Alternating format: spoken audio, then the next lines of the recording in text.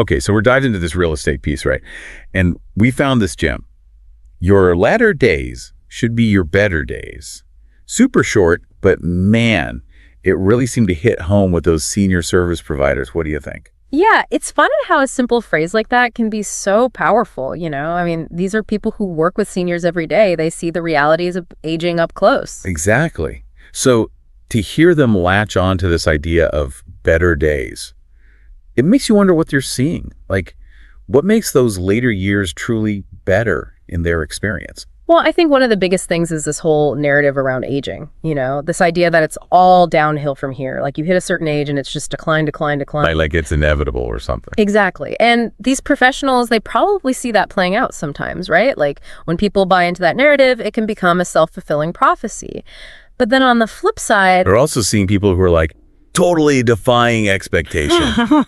Totally. Seniors who are thriving, staying active, finding new passions, you know, proving that aging doesn't have to mean slowing down. And that's got to be inspiring for the people who work with them. Absolutely. Now, what's really got me thinking is that this quote came from a real estate piece.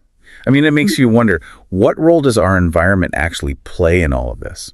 It's huge. Think about it. Where you live isn't just about the physical space. It's about the lifestyle it enables, right? And as we age, our needs and priorities change, so it makes sense that our environment should too. So it's not just about downsizing. It's about finding a place that actually supports that vision of better days. Exactly. And, you know, there are some really interesting models out there. Like, have you heard of co-housing? Co-housing?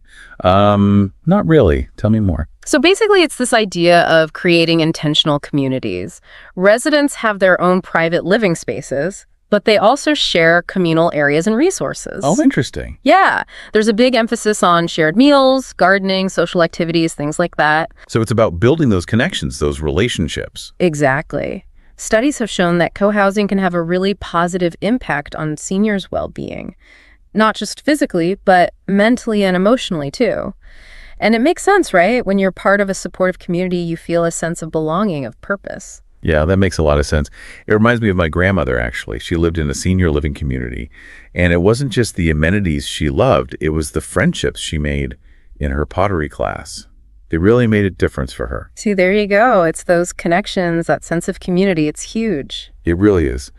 So we've talked about the environment, but what about the internal stuff? Like, how can someone start shifting their own mindset to embrace this idea of better days, especially if they're, you know, facing challenges? You know, that's so important. Our attitude towards aging can really make all the difference. It's like, are you approaching it with fear and dread?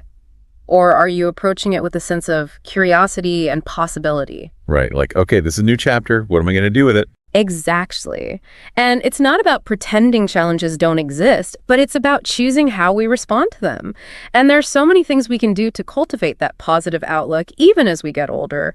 Staying curious, trying new things, nurturing those social connections, those are all super important. It's like they're saying, forget the rocking chair, let's go explore. This has really given me a lot to think about, you know, not just for myself down the line, but for my parents now too. And that's the thing, isn't it? This whole idea of better days, it's not just some abstract concept. It's something we can actively create. It's about challenging those outdated narratives around aging and saying, hey, my story's not over yet. There's still so much life to live. It really makes you think. So for anyone listening, if your latter days could truly be your better days, what would that look like for you? What brings you joy? What adventures are still on your bucket list? Maybe it's time to start planning. And that wraps up another insightful episode of Let's Talk Real Estate for Older Adults. I hope you found today's discussion as enlightening and inspiring as our team did.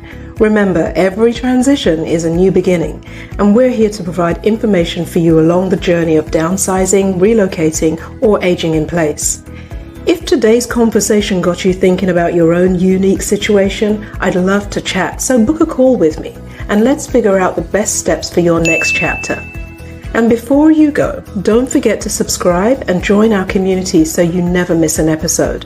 If you have questions or ideas for a future topic, please reach out. I'd love to hear from you. Until next time, I'm Hilary Walker, CEO of Atlanta Seniors Real Estate, signing off. Stay safe, stay positive. Your forever home could be just around the corner. And remember our philosophy? Real estate is more than property. It's about the people.